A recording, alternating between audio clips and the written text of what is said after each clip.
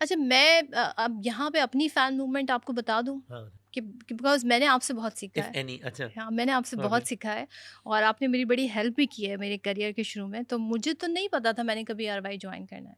लेकिन I remember कि जब ये नए चैनल्स आए थे 24/7, हम्म। एआरवाई न्यूज़ और बाकी चैनल, प्राइवेट चैनल्स आए थे, तो उस वक़्त लाल मस्जिद इंसिडेंट हुआ था।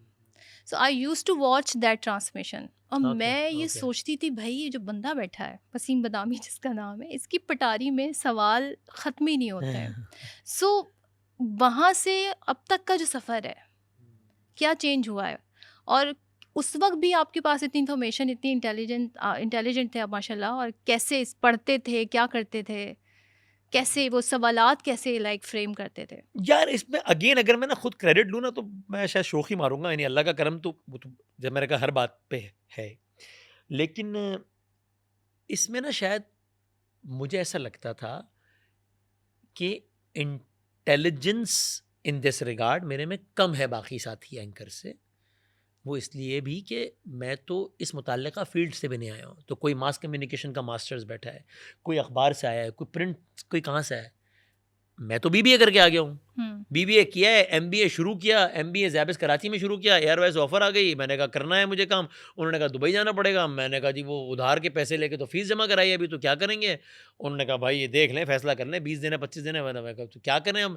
वो ज़ैबिस का दुबई में कैंपस खुल गया, हमने वहाँ दाखिल, ये तो अभी तो बीबीए कंप्लीट हो रहा था, तो मैंने कहा ये तो ये सारे मुझसे ज़्यादा ज़हीन है। मैं ये they all come from a relevant background, I don't come with a relevant background. तो मैंने उसका हल सिंपल ये निकाला कि मैंने अपने आप से कहा कि ठीक है, अब इसका एक ही हल है भाई। व्हाट? ये सारे अगर 5 घंटे मेहनत करते हैं तो मैं 9 घंटे कर लूँ, ऐसे मुकाबला हो सके।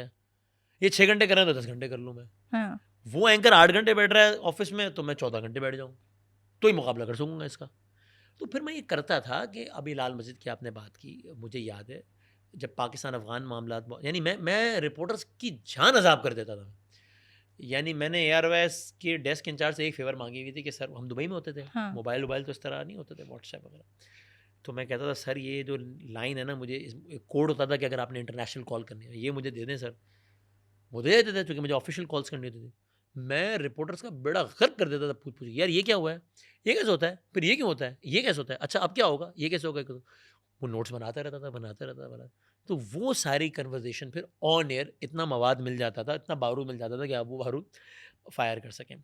तो ये जो आप कह रही हैं ना कि सवालात और ये, तो आई थिंक इसमें मेरे इंटेलिजेंस से ज़्यादा शायद ये सब जो है ना इन्फॉर्मेशन गैदरिंग और ये सब ज़्यादा बिकॉज़ मैंने आपको है। ऐसे भी देखा है कि हम एक गैदरिंग में बैठे हैं, वसीम बदामी साहब टीवी देख रहे हैं, टॉक शो देख रहे हैं, कोई करंट अफेयर का शो देख रहे हैं, साथ में उनके लैपटॉप पे एक आर्टिकल भी खुला हुआ है और एक बुक भी रखी हुई है। सो ये वो टाइम था जब सोशल मीडिया नहीं था, नहीं इस था, तरह हाँ, इन्फॉर्मेशन नहीं होती थी। हाँ, सो हम कहते थे भाई बंदा चिल कब करता है, हाँ। रिलैक्स कब होता है? यार वो एज़ आई सेड कि वो पैशन ही प्रोफ़ेशन है, तो शायद मैं जब ये सब कर रहा होता तो मज़ा आ रहा होता मुझे। तो मैं शायद इस फ़ील्ड में ना भी होता तो भी शायद इतने ही अखबार पढ़ता मैं, इतने ही टॉक शोज़ देखता मैं।